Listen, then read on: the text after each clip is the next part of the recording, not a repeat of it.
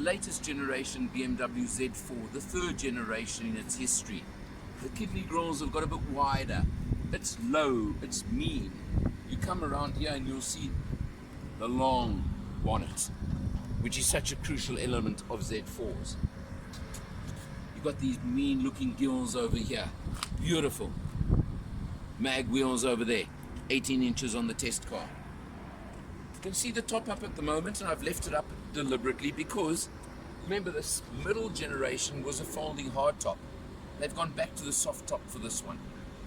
Tradition, call it what you want, doesn't really matter. You come round, of course, you've got the shorter tail over here. You've got the much shorter back end.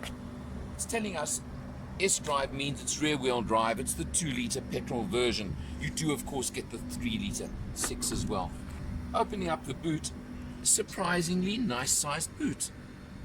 About 230 odd litres, certainly more than enough for a weekend away for two. And I think that's what counts on a car like this. You've of course got two mean looking exhausts over there. You've got the diffuser at the back. It's got all the elements of a Z4 and of course a sports car. Let's check it out a little bit further and a little bit closer. As always, we start on the inside looking at fuel consumption.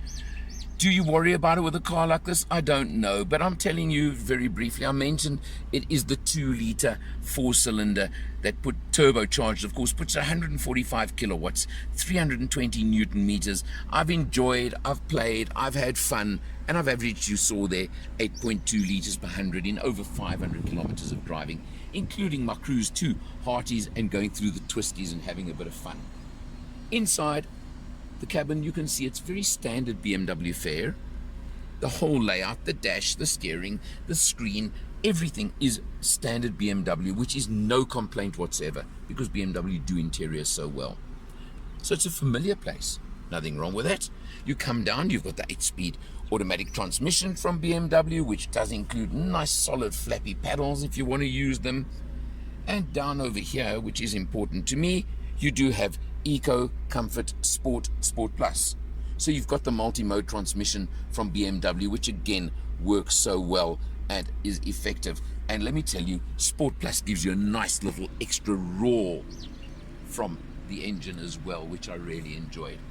You've got, perhaps not standard, but doesn't matter, these really light colored seats that hold you very well, very comfortable, and do the job there if you want to. And behind me, if you take a look, you've got a tiny bit of extra storage space over there, just in case you need it to add to the boot.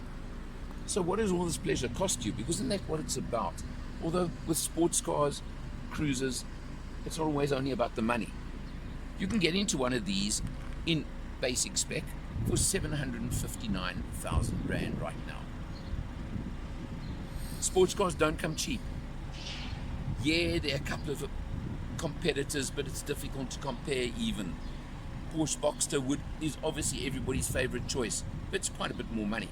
But that's where you go with these. You've got Audi, you've got Mercedes, they've all got comparable, well, similar cars. But in my book, throw a convertible at me and you know I'm a happy camper. I love it. Again, limited market, few choices, but only you can ever decide on something like this. For Motor Matters, I'm Eleanor, and I'll see you next time.